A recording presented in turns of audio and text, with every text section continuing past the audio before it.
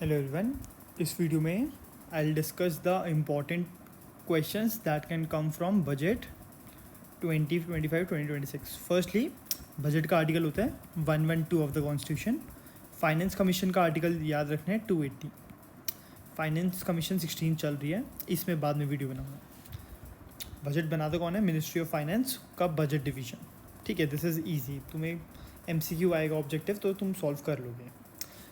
अब journey of development में देखो क्या चीज़ें इंपॉर्टेंट है, मैं मार्क करके बता दूंगा। इंजन्स ऑफ डेवलपमेंट, ये 4 पता होने चाहिए: एग्रीकल्चर, MSME, इन्वेस्टमेंट, एक्सपोर्ट्स। ठीक है। ये slogan, a country is not just is soil, a country is it's people, ये सब इम्पॉर्टेंट नहीं है याद करने के लिए पेपर में। एंड ठीक है, धन धान्य कृषि योजना, कृषि जहाँ भी रिलेटेड होगा that would be related to agriculture, ये ध्यान रखना है। KCC पता होना चाहिए क्या है? दिस इज़ किसान क्रेडिट कार्ड्स। 1996 या 97 में लॉन्च करे थे, अभी तक चल रही है।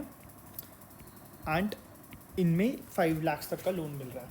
कॉटन प्रोडक्टिविटी का मिशन इंपॉर्टेंट नहीं है, हाई यील्डिंग सीड्स इंपॉर्टेंट नहीं है। मखाना बोर्ड इन बिहार, ये बस ध्यान रख लिया। अब इसमें क्या आ सकता है कि RV सेल्फ सफिशिएंट और आत्मनिर्भर इन पल्सेस तो नहीं है, तभी तो एक मिशन लॉन्च किया, क्योंकि ये तुर, उड़द और मसूर बेसिकली हम ये इंपोर्ट करते हैं। ठीक है, ये रिक्वायर्ड नहीं है।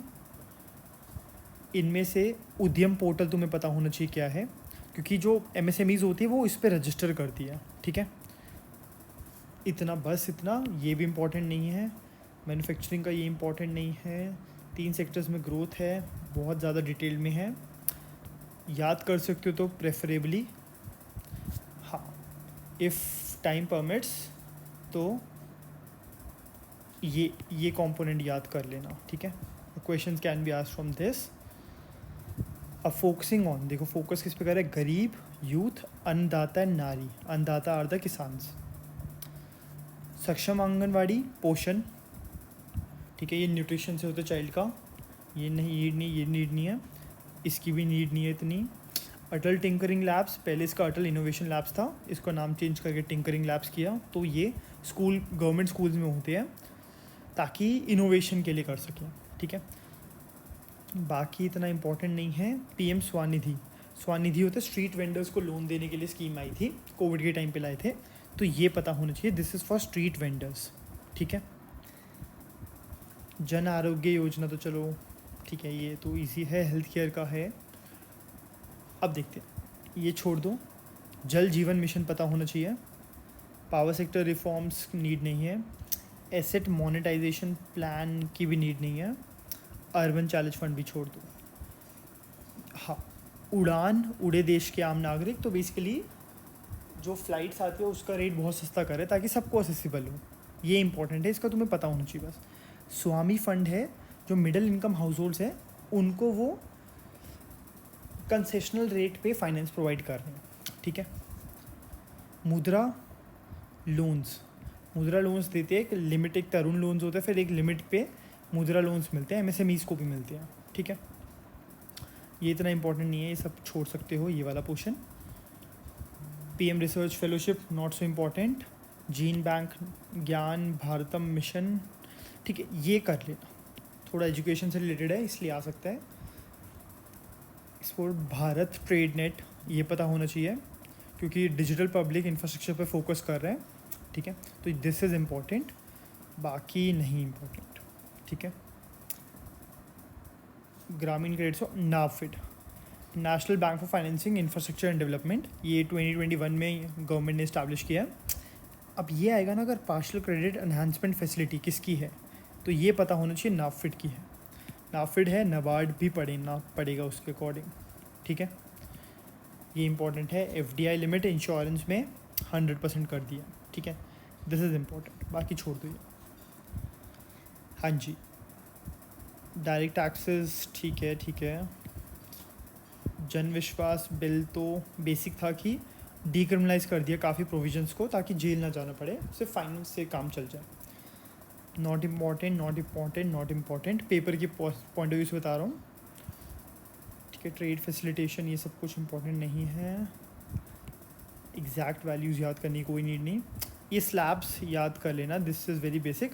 अब इसमें और क्या ध्यान देना है हमें, लॉन्ग टर्म सिक्योरिटीज़ पे कितना टैक्स लग रहा है एंड शॉर्ट टर्म सिक्योरिटीज़ पे कितना टैक्स लग रहा है। शॉर्ट टर्म पे ज़्यादा लगना चाहिए, ठीक है। लॉन्ग टर्म में शायद से 10 से 12.5 किया है या फिर इसमें 20 से कुछ करा है, तो ये एक बार नोट कर लेना, ठीक है। IFSC कहाँ पे है, दिस इज़ इन गुजरात, ठीक है। गवर्नमेंट ने बहुत इम्पॉर्टेंट फोकस करा है इस पर, ठीक है। बाकी ये नीड नहीं है। Now coming to this is very important, ये पिछले CUET में भी इससे क्वेश्चन आया है कि रुपी कहाँ से आ रहा है बेसिकली। पहले बोरोइंग ज़्यादा है, फिर इनकम टैक्स, फिर GST, फिर corporation tax and then non tax receipts. तो शुरू के 1 2 3 4 ये सीक्वेंस याद करनी पड़ेगी, ठीक है। रुपी गोज़ टू, ये भी याद करना पड़ेगा। इंटरेस्ट पेमेंट देखो 20% जो पुराने लोन से चल रहा होगा, ठीक है। Finance commission transfer, centrally sponsored scheme, state share of taxes and duties, तो ये सारा हमें, इसका मतलब फाइनेंस कमीशन पे भी बहुत ध्यान देना पड़ेगा, ठीक है। डिफेंस का 8% है, पेंशन्स 4% है।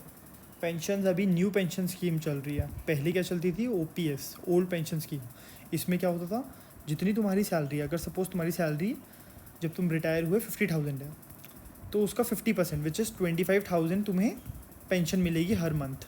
बट अब ऐसा नहीं है, अब तुम्हें एक न्यू पेंशन स्कीम के अकॉर्डिंग एक सर्टेन कॉन्ट्रीब्यूशन करना है तुम्हें, तुम्हारा एम्प्लॉयर भी कॉन्ट्रीब्यूट करेगा, वो कई सिक्योरिटीज़ में जाएगा एंड डिपेंड करेगा उसमें क्या रिटर्न आ रहा है, ठीक है। तो ये सारे तुम्हें 5-10 वैल्यूज़ याद होनी चाहिए, क्योंकि लास्ट ईयर भी क्वेश्चन आया था डिक्रीजिंग ऑर्डर या इंक्रीजिंग ऑर्डर में बताओ।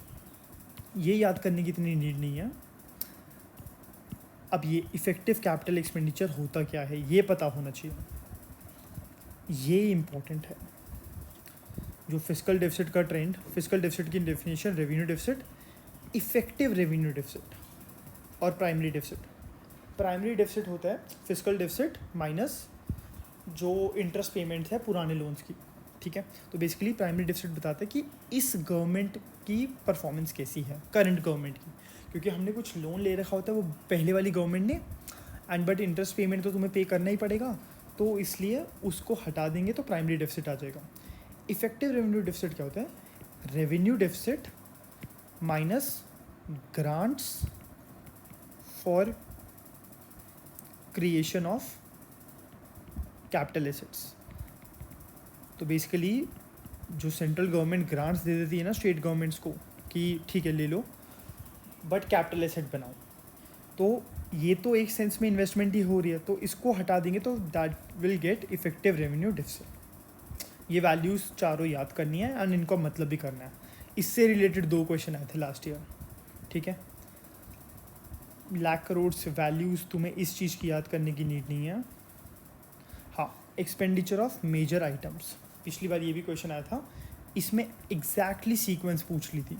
देखो डिफेंस का कितना है, फिर rural development, home affairs, agriculture, तुम्हें सारे याद करने पड़ेंगे till education, health, urban development, social welfare, scientific department. हाँ, प्रेफरेबली कितनी, 1 2 3 4 5 6 7 8 9 10 11 12 एग्जैक्ट वैल्यू नहीं भी याद करो, but you are suppose to remember the sequence याद करनी पड़ेगी एटलीस्ट टॉप 6-7 की, ठीक है।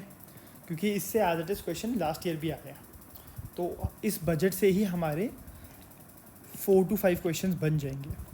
एंड अब हम डिस्कस करेंगे फाइनेंस कमीशन की रिपोर्ट नेक्स्ट वीडियो में एंड इकोनॉमिक सर्वे 25 का, ठीक है।